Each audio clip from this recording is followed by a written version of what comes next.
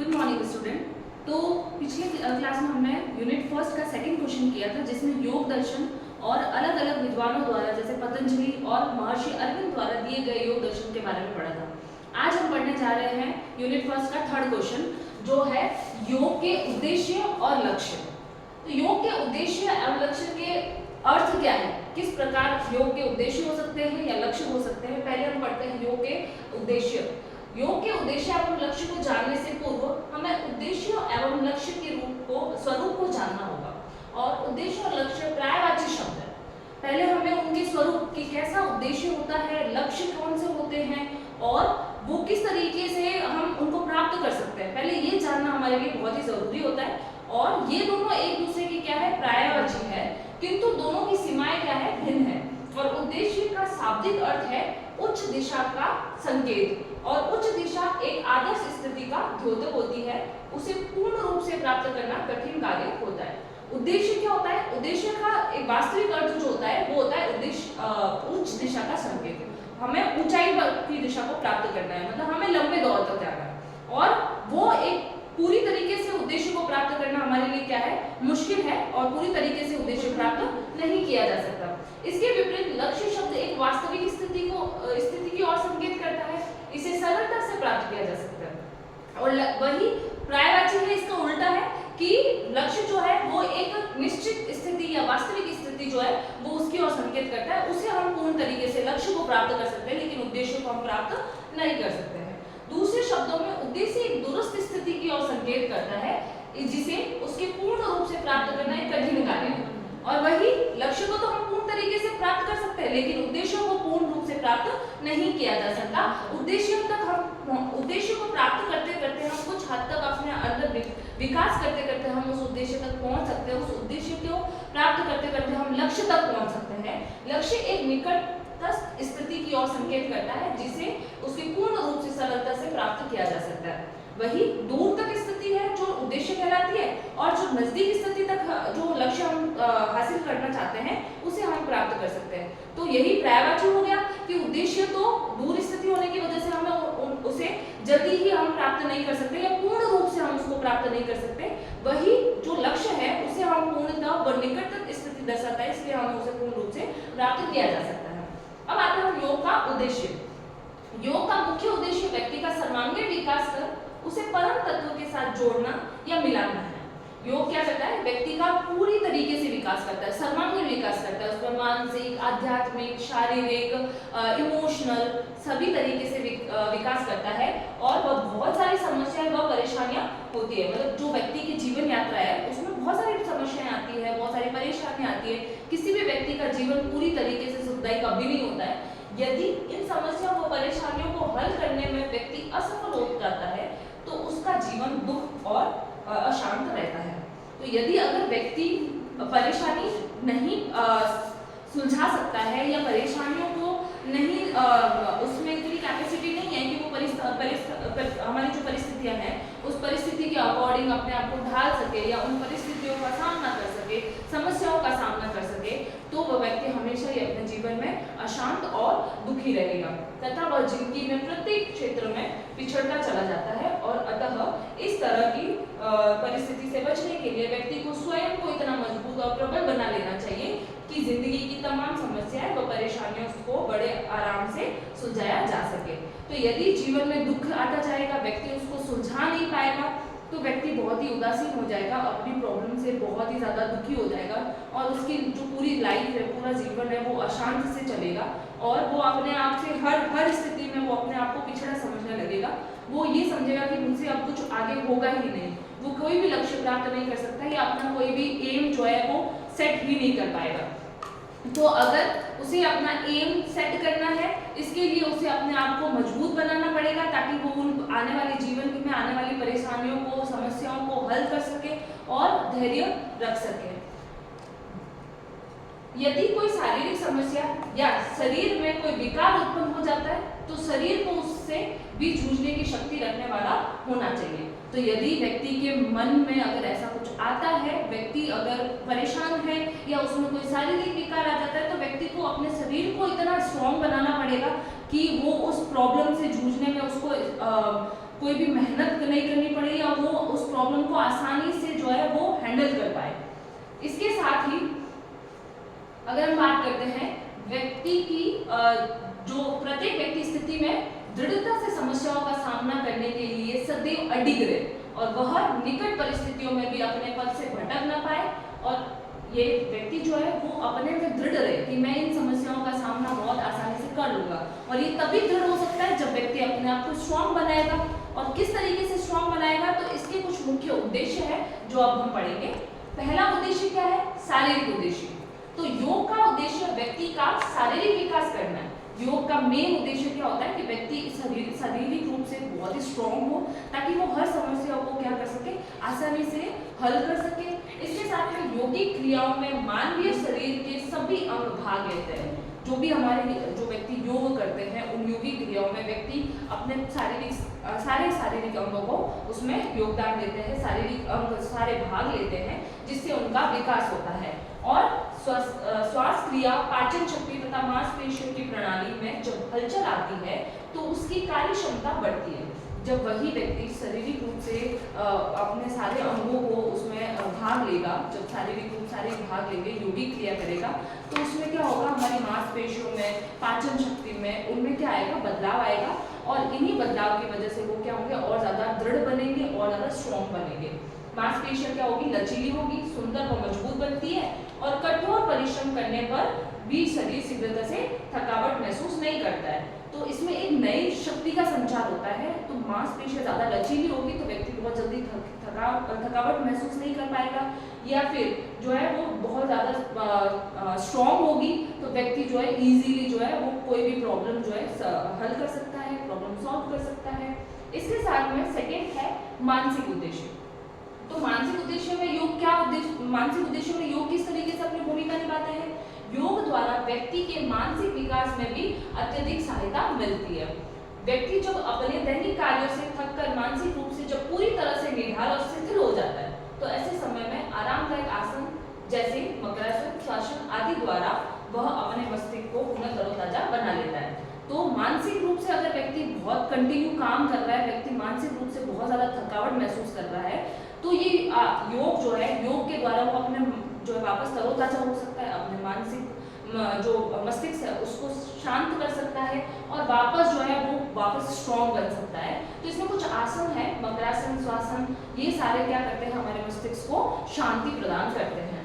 दिन भर के कार्यों से पैदा मानसिक तनाव व चिंता से भी मुक्ति दिलाने में ध्यानात्मक आसन जैसे पद्मासन, स्वस्तिकासन, ब्रजासन, सिद्धासन, दंडासन, सुखासन, वीरासन और भद्रासन, ब्रह्मांजलि आसन आदि करके मन को शांति व तनाव मुक्ति कर सकता है। तो बहुत सारे और भी जो ध्यानात्मक, जिसमें ध्यान लगाकर अपने मन को एकाग्रचित करके बैठते हैं, उसमें भी अलग अलग आसन होते हैं। जैसे यहाँ पर आपके आसनों के नाम दिए गए हैं। इन आसन के द्वारा व्यक्ति अपने मन को शांत करके एकाग्रचित कर सकता है और उससे मन वापस क्या हो जाता है, ताजा हो जाता है और थकावट उसकी दूर हो जाती है। इन योगिक आसनों से व्यक्ति की स्मरण शक्ति और मस्तिष्क की सोचने समझने व तार्किक शक्ति का भी विकास होता है। तो ये क्रिया करने से मानसिक उद्देश्य कैसे हम प्राप्त कर सकते हैं, जिससे क्या हो, व्यक्ति तरोताजा हो जाए और इसके साथ में उसकी तार्किक शक्ति, मतलब उसकी सोचने की शक्ति, और जो वो सोच जो रहा है वो ऐसे पॉजिटिव वे में सोचे, उसका तर्क एकदम सही हो, तार्किक शक्ति का विकास भी होता है। तीसरा है हमारे सामाजिक उद्देश्य। योग व्यक्ति का सामाजिक विकास करने में भी अहम भूमिका निभाता है। योग शारीरिक विकास करता है, योग मानसिक विकास करता है और इसके साथ में योग सामाजिक विकास भी करता है। तो इसमें मेन उद्देश्य क्या होता है, सामाजिक उद्देश्य भी इसका योग का मेन उद्देश्य होता है। योग व्यक्ति को ऊंच नीच, अमीर गरीब की गहरी गर्त से निकालकर एक श्रेष्ठ इंसान बनाने में सहायता करता है। तो योग क्या करता है, व्यक्ति जो रूढ़िवादी विचारधाराएं हैं उनको क्या करता है, कम करता है। जैसे ऊंच नीच करना, अमीर गरीब में भेद समझना, या सामाजिक तौर पर जो है एक दूसरे के साथ अच्छे से नहीं मिलना, मिलजुल कर नहीं रहना, ये सारे विकार जो व्यक्ति में उत्पन्न होते हैं, ये योग के द्वारा उनको क्या किया जा सकता है, कम किया जा सकता है। और ये योग के द्वारा कम होते ही व्यक्ति क्या बनता है, एक श्रेष्ठ व्यक्ति बनने में मदद होती है। योग में जब विभिन्न समूहों व जातियों के व्यक्ति आपस में मिलते हैं तो उनमें सामाजिकता की भावना पैदा होती है। यदि व्यक्ति योग कर रहे हैं और जैसे कहीं गार्डन में कर रहे हैं या कहीं योगा क्लास ले रहे हैं, तो वहाँ पर अलग अलग प्रकार के लोग मिलते हैं। वहाँ पे अमीर भी आएंगे, गरीब भी आएंगे, अलग जाति के भी आएंगे, उच्च जाति, नीच जाति। तो इनमें व्यक्ति जब साथ में मिलकर योग करते हैं तो उनमें वो जो भेदभाव वाली जो भावना है वो कहीं ना कहीं क्या हो जाती है, कम होने लगती है। अतः हम कह सकते हैं कि सामाजिक विकास भी योग का एक मुख्य उद्देश्य है तथा वह इसका पालन बड़ी ईमानदारी से कर रहा है। तो इसी के द्वारा वो क्या होगा, उसका सामाजिक विकास होगा। और सामाजिक विकास जो है होने से वह अपनी जो इंसान की जिंदगी है वो बड़ी ईमानदारी से उसको जो है वो पालन कर सकता है, उनके साथ में किसी भी तरीके का कोई भेदभाव नहीं करेगा। फोर्थ है हमारा संवेगात्मक उद्देश्य। संवेगात्मक उद्देश्य क्या होता है, हमारे जो इमोशंस है, इमोशंस जो एम है कि हम किस तरीके से अपने इमोशंस को कंट्रोल कर सकते हैं। बड़ा ही जल्दी गुस्सा आ जाता है, ईर्ष्या होने लग जाती है, या फिर हम किसी से बहुत ज़्यादा कड़वा बोल जाते हैं, तो इनको भी जो है कंट्रोल किया जा सकता है योग के द्वारा। तो प्रत्येक व्यक्ति आज अपने मन एवं आत्मा की शांति चाहता है। हर व्यक्ति चाहता है कि वो उसका मन जो है वो शांत रहे, वो ज़्यादा गुस्सा नहीं करे, वो ज़्यादा इरिटेट चिड़चिड़ा ना हो। इसके साथ में मनुष्य आज अनेक समस्याओं व परेशानियों से घिरा हुआ है। इस कारण से उसके स्वभाव में चिड़चिड़ापन व क्रोध पैदा होना स्वाभाविक है। आज के टाइम में मनुष्य के क्या है, बहुत सारी प्रॉब्लम्स आती है लाइफ में, बहुत सारी समस्याएं आती है, जिसकी वजह से मनुष्य जो है वो बहुत इजीली क्या हो जाता है, परेशान हो जाता है। और उन परेशानियों को कम करने के लिए क्या करना पड़ेगा, उसको अपने इमोशंस को कंट्रोल करना पड़ेगा। और इमोशंस को कंट्रोल सिर्फ और सिर्फ हम योग के द्वारा किया जा सकता है। और ये चिड़चिड़ापन आना स्वाभाविक है। हर व्यक्ति की, अगर किसी भी व्यक्ति के लाइफ में प्रॉब्लम्स है तो वो व्यक्ति अपनी लाइफ को अगर कंट्रोल नहीं कर पाएगा और अपनी प्रॉब्लम्स को सॉल्व नहीं कर पाएगा तो वो व्यक्ति क्या हो जाएगा, उसमें क्रोध ज्यादा आने लग जाएगा, चिड़चिड़ापन ज्यादा आने लग जाएगा।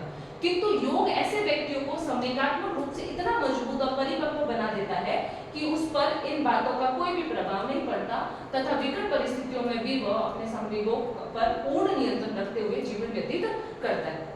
तो योग एक ऐसा साधन है जिसके द्वारा व्यक्ति अपने इमोशंस को क्या कर सकता है, कंट्रोल कर सकता है। और जब व्यक्ति अपने इमोशंस को कंट्रोल करेगा तो चाहे वो कैसी भी परिस्थिति आए, चाहे समस्या हो, चाहे खुशी हो, चाहे दुख हो, वो अपने संवेगों को कंट्रोल करके उसको दूसरों को प्रभावित होने कभी, अपने संवेगों से दूसरों को कभी भी प्रभावित नहीं करेगा और अपने आप को और ज्यादा स्ट्रॉन्ग और परिपक्व बनाएगा। इसके साथ ही वह सफलता, असफलता, यश, अपयश, निंदा, प्रशंसा, सुख, दुख प्रत्येक अवस्था में अपने मन का संतुलन बनाए रखता है। चाहे उसकी लाइफ में, चाहे उसे कोई सम्मान दे, उसे चाहे उसे दुत्कार दे कोई, या फिर उसकी कोई निंदा करे या उसकी कोई तारीफ करे, उसको उसकी लाइफ में कोई दुख आए या फिर सुख आए, वो हर स्थिति में क्या रहेगा, उसका मन बहुत ही संतुलन रहेगा। और इसके साथ में उसके इमोशंस, संवेग जो है वो भी क्या रहेंगे, कंट्रोल में रहेंगे। और वह छोटी छोटी समस्या के आने पर अपना आपा नहीं होता तथा बड़े धैर्य व शांत स्वभाव के साथ ऐसी स्थिति में भी अपना कार्य निरंतर जारी रखता है। तो इससे वो जल्दी आपा नहीं होता, जल्दी गुस्सा नहीं होता या चिड़चिड़ा नहीं होता, वो अपना कार्य जो है निरंतर करता जाएगा। पांचवा हमारा है चारित्रिक उद्देश्य, कैरेक्टरिक एम। चारित्रिक विकास भी योग का एक मुख्य उद्देश्य है। तो हमने पहले पढ़ा शारीरिक विकास, मानसिक विकास, संवेगात्मक विकास। अब बात करते हैं हम चारित्रिक विकास। अगर ये तीन विकास अपने आप हो गए तो व्यक्ति का चारित्रिक विकास भी बहुत ही जल्दी हो जाता है। अगर व्यक्ति शारीरिक रूप से बहुत स्ट्रांग है, मानसिक रूप से बहुत स्ट्रांग है, उसमें एबिलिटी है अपने संवेगों को, अपने इमोशंस को कंट्रोल करने की, तो व्यक्ति का चरित्र अपने आप ही निखर कर सामने आ जाता है। तो योग में व्यक्ति को श्रेष्ठ आचरण अपनाने पर बल दिया जाता है कि वो अपना अच्छा आचरण जो है सामने रखे, अच्छा आचरण करे सभी लोगों के साथ में, क्योंकि एक अच्छे चरित्र का मालिक ही परमात्मा के ज्यादा निकट होता है। तो हमने पिछली क्लास में पढ़ा था कि योग क्या करता है, आत्मा को परमात्मा से जोड़ता है। तो परमात्मा को जोड़ने के लिए क्या होना चाहिए, व्यक्ति का जो है चरित्र वो क्या होना चाहिए, बहुत ही शुद्ध होना चाहिए, प्योर चरित्र होना चाहिए। उसका मन में बहुत किसी के प्रति जो है कड़वे भाव नहीं आने चाहिए, या वो किसी के प्रति कड़वे विचार नहीं रखे। तो चरित्र का मालिक ही क्या कर सकता है, परमात्मा के ज्यादा निकट होता है। इसके विपरीत चारित्रिक अवगुण से युक्त व्यक्ति परमात्मा से कोसों दूर रहता है। अगर व्यक्ति का चरित्र ही ठीक नहीं है, व्यक्ति द्वेष रखता है किसी और से, व्यक्ति जलन रखता है, तो व्यक्ति जो है वो परमात्मा से बहुत ही ज्यादा दूर रहता है और तथा वह व्यर्थ में झगड़ों व तनाव में ही अपना अमूल्य जीवन गवा देता है। उसमें कठोर कड़वाहट होगी या उसमें जलन होगी, जेलसी होगी, तो वो व्यतीत कर देता है और अपना अमूल्य जीवन गंवा देता है। योग में ध्यानात्मक आसनों के द्वारा व्यक्ति में अच्छे चारित्रिक गुणों का विकास होता है। योग में जो ध्यान लगाकर, जैसे हमने पिछले जो आसन थे वो हमने पढ़े थे, वो ध्यान लगाकर अगर व्यक्ति योग करता है तो व्यक्ति में क्या होता है, चारित्रिक गुणों का विकास होता है। और एक योग करने वाला व्यक्ति सत्यवादी, परोपकारी, ईमानदार व दूसरों की मदद करने को सदैव तत्पर रहता है। यदि व्यक्ति योग कर रहा है निरंतर और उसमें ये सारे संवेगों को कंट्रोल करने की, मानसिक, शारीरिक, कहीं ना कहीं चारित्रिक उद्देश्य ये पूरे हो जाते हैं, तो व्यक्ति क्या करता है, हमेशा ही परोपकारी होगा, दूसरों का भला चाहने वाला होगा, हमेशा सत्य बोलेगा, इसके साथ में वो ईमानदार भी होगा और दूसरों की क्या करेगा, हमेशा मदद करने के लिए हमेशा तैयार रहेगा। अब नेक्स्ट हम पढ़ते हैं आध्यात्मिक उद्देश्य। आध्यात्मिक उद्देश्य योग का मुख्य उद्देश्य है और व्यक्ति का आध्यात्मिक विकास करना। इसका मतलब है कि व्यक्ति को अगर आत्मा को परमात्मा से जोड़ना है तो व्यक्ति का आध्यात्मिक होना बहुत ही जरूरी है और आध्यात्मिक विकास सिर्फ और सिर्फ योग के द्वारा संभव है। योगिक क्रियाओं व विभिन्न आसनों जैसे ध्यानात्मक आसन, अर्ध पद्मासन, पद्मासन, स्वस्तिकासन, सुखासन, वज्रासन आदि व्यक्ति को गहन ध्यान की तरफ ले जाते हैं। ये जो आसन जो बताए गए ये सारे के सारे ध्यानात्मक आसन है, जिसमें ध्यान लगाकर अपने मन को एकाग्रित करके एक जगह बैठकर किया जाता है और इससे क्या हो, वो गहन ध्यान की तरफ ले जाता है, वो अपने में ही विचार करता है और आध्यात्मिकता को प्राप्त कर लेता है। इस स्थिति में व्यक्ति स्वयं को परमात्मा के अधिक समीप आता है। जब वो ध्यान लगाकर बैठता है, एक ही चीज का ध्यान करता है, अपने मन को भटकने से रोकता है, तो वो परमात्मा के अधिक समीप आता है और आध्यात्मिक गुणों से ओतप्रोत व्यक्ति शीघ्र ही स्वयं को परमात्मा के साथ जोड़ लेता है। और जो व्यक्ति जिस व्यक्ति में ये आध्यात्मिक गुण होते हैं वो व्यक्ति ही जल्दी ही परमात्मा से क्या कर लेता है, कनेक्ट कर लेता है, जोड़ लेता है। इसके विपरीत आध्यात्मिक गुणों के न होने वाला व्यक्ति पूरी जिंदगी भटकता रहता है। अगर व्यक्ति आध्यात्मिक गुण उसमें नहीं है तो वो कहीं ना कहीं यहाँ की मोह माया में ज्यादा फंसा रहेगा और वो पूरे जीवन भटकता रहेगा। प्राचीन समय में ऋषि मुनि व महान योगी योगिक क्रियाओं व योगासनों के द्वारा ही अपनी आत्मा को परमात्मा में लीन कर लेते थे। तो प्राचीन समय में जो ऋषि होते थे या मुनि होते थे, जो महान योगी होते थे, वो योग साधना के द्वारा ही परमात्मा से अपने आप को जोड़ते थे तथा वर्षों तक एक ही अवस्था में स्थिर रह लेते थे, ध्यान लगाते थे, कई सालों तक वो योग में बैठे रहते थे और अपनी जो है आत्मा को परमात्मा से जोड़ने की कोशिश करते थे। यह योग की ही शक्ति थी जो उन्हें आध्यात्मिक रूप से इतना मजबूत बना देती थी कि उन पर प्रकृति की विविधताओं का भी कोई असर नहीं पड़ता था। मतलब योग करके वो इतने ध्यान मग्न हो जाते थे, अपने में ही परमात्मा में इतने मिल जाते थे कि जो प्राकृतिक विविधता जो आती थी, जैसे ठंड आ गई, ज्यादा गर्मी हो गई या बारिश आ गई, तो उनके शरीर पर कोई भी प्रभाव नहीं पड़ता, वो उनसे कुछ परेशान नहीं होते थे। नेक्स्ट है अनुशासनात्मक उद्देश्य, डिसिप्लिनरी एम। तो इस उद्देश्य के अंतर्गत योग शरीर की इंद्रियों तथा मन को अनुशासनबद्ध करता है। कहीं ना कहीं अगर हमें लाइफ में किसी एम तक पहुंचना है तो एम तक पहुंचने के लिए हमें क्या करना पड़ेगा, हमारे जीवन को अनुशासनता में बद्ध करना पड़ेगा, अनुशासन में बांधना पड़ेगा। और योग जो है वो हमारी इंद्रियों को, हमारी जो मन है उसको अनुशासन में लाता है। जीवन की गतिविधियों, आहार विहार तथा आचरण को नियंत्रित एवं अनुशासित रखने में योग सहायक होता है। तो हमारे जीवन की जो गतिविधियां हैं, जो हम हमारे लाइफ में करते हैं, उन गतिविधियों को, हम क्या आहार करते हैं, हम क्या खाते पीते हैं, या फिर हम कैसा आचरण करते हैं, दूसरों के साथ कैसा व्यवहार करते हैं, ये भी हमारे योग के द्वारा हम इसको क्या कर सकते हैं, अनुशासित कर सकते हैं। साथ ही योग समाज एवं राष्ट्र को भी अनुशासन के सांचे में ढालने में मदद करता है। योग सिर्फ व्यक्ति के ही नहीं, जब बहुत सारे व्यक्ति अगर अनुशासन में रहेंगे तो वो अपने आप ही राष्ट्र को और समाज को भी क्या करेगा, अनुशासन में रखने की कोशिश करेगा। तो योग से समाज और राष्ट्र में भी अनुशासन के सांचे में ढाला जा सकता है। नेक्स्ट है सांस्कृतिक उद्देश्य, जो कल्चरल एम है। तो योग द्वारा व्यक्ति को अपनी संस्कृति से भी परिचित कराया जाता है। अगर व्यक्ति योग में लीन होता है तो व्यक्ति अपने कल्चर से भी जुड़ा रहता है।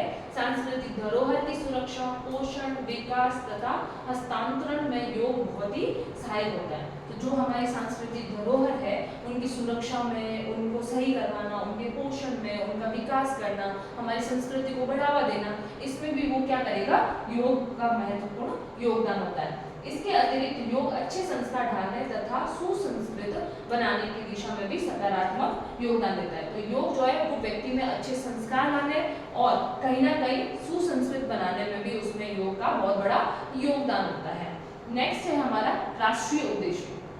तो राष्ट्रीय उद्देश्य में क्या है कि योग के द्वारा एक राज्य विशेष के नागरिकों में राष्ट्रीयता की भावना भी पैदा की जाती है। अब व्यक्ति अगर शारीरिक, मानसिक, कहीं ना कहीं समेकात्मक तौर पे या फिर वो सामाजिक उद्देश्य, ये सारे उद्देश्य अगर हमने जो पहले पढ़े हैं वो सारे उद्देश्य अगर वो प्राप्त कर लेता है तो कहीं ना कहीं उसे अपने देश के प्रति भी उसके अंदर क्या होगी, अच्छी भावना होगी। और जब देश के प्रति अच्छी भावना होगी तो इसमें क्या होगा, राष्ट्र का विकास होगा।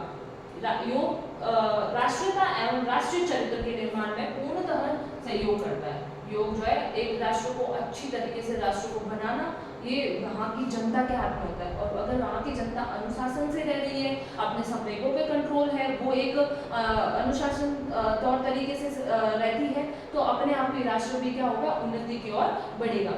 योग राष्ट्रीय विकास के प्रयत्नों में सहयोग करने वाले उपयुक्त नागरिकों का निर्माण करना तथा खेल कूद तथा प्रतिस्पर्धा में राष्ट्र का नाम ऊंचा करने में सहयोग होता है। अब बहुत सारे व्यक्ति जो है वो एथलीट, जैसे हमने बात देखते हैं कि एथलीट बहुत सारे ऐसे होते हैं जो योग के द्वारा अपनी शारीरिक जो बनावट है उसको और ज़्यादा स्ट्रॉन्ग करते हैं और फिर वो नेशनल लेवल पे खेलने के लिए जाते हैं। तो इससे क्या होता है, हमारे देश की गरिमा बढ़ती है, राष्ट्रीयता की भावना आती है और ये इसमें भी सबसे बड़ा योग का योगदान होता है। नेक्स्ट है अंतर्राष्ट्रीय उद्देश्य। इस उद्देश्य के अंतर्गत योग द्वारा अंतर्राष्ट्रीय सद्भावना, भाईचारे, प्रेम तथा सहयोग की भावनाओं तथा विचारों के पोषण में सहयोग करता है। योग सिर्फ राष्ट्र तक ही सीमित नहीं है, योग अंतर्राष्ट्रीय तौर पर भी आपस में जब अंतर्राष्ट्रीय जो इंटरनेशनल खिलाड़ी भी होते हैं तो वो जब खेलने के लिए जाते हैं तो वहाँ जाते हैं, वहाँ के कल्चर से मिलते हैं, अपने कल्चर को भी स्प्रेड करते हैं, कहीं ना कहीं लोगों में भाईचारे की भावना पैदा होती है।